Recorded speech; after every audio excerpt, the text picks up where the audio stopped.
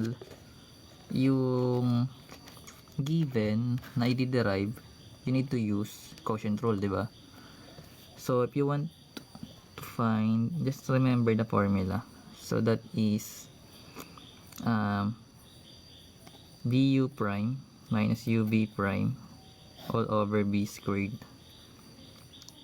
Pero pag hindi ka gumagamit ng ganyan, baka du, dv yung ginagamit mo. So ipapalit mo lang yun sa u prime tsaka v prime. So for instance, we have u prime. You can write this as du.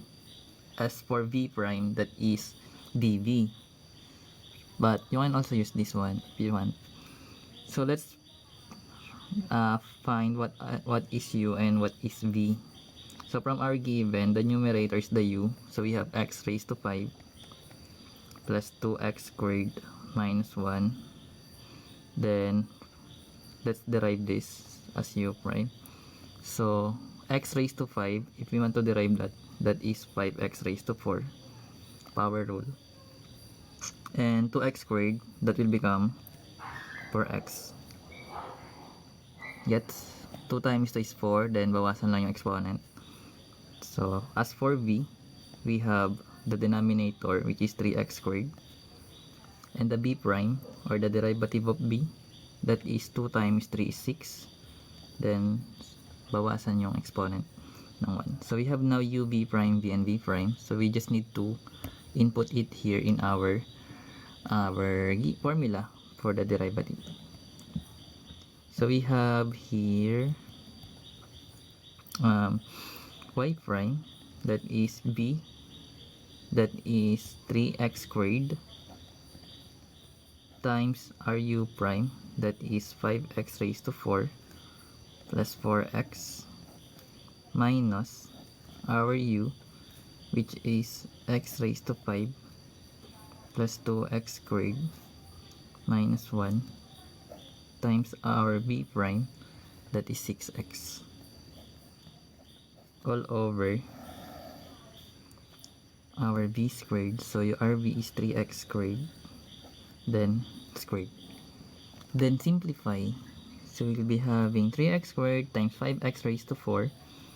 So just multiply. 3 times 5, that is 15. X squared times x raised to 4, that is x raised to 6. And we have 3x squared times 4x. 3 times 4 is 12.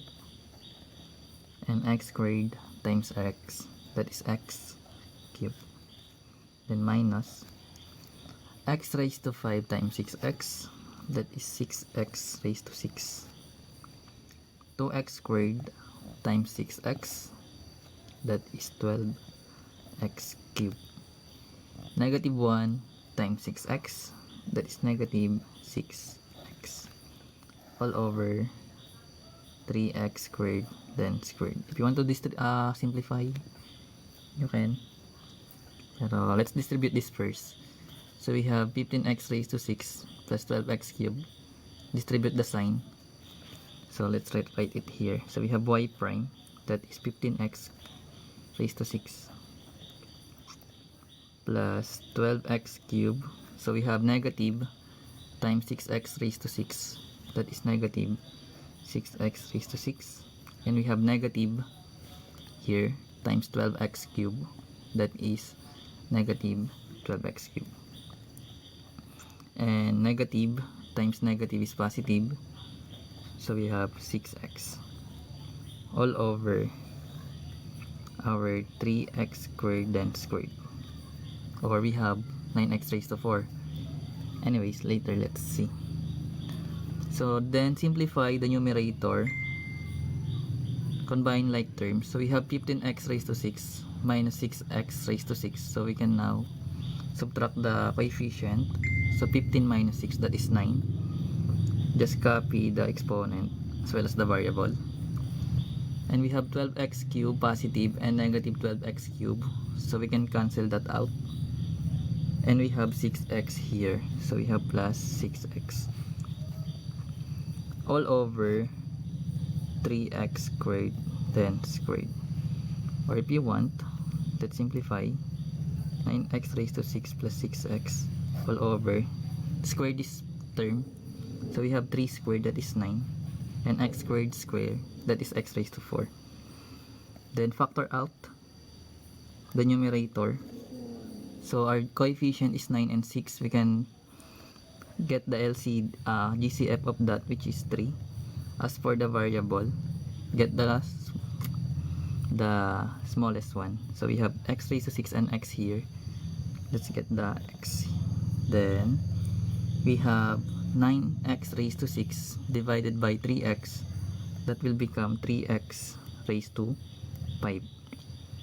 As for 6x divide 3x, that will become 2. Or if you distribute this one, this will become the result. All over 9x raised to 4. From here, we can now simplify 3x and 9x raised to 4. So we'll be having y prime as which is equals to 3 divide 9, that is 3,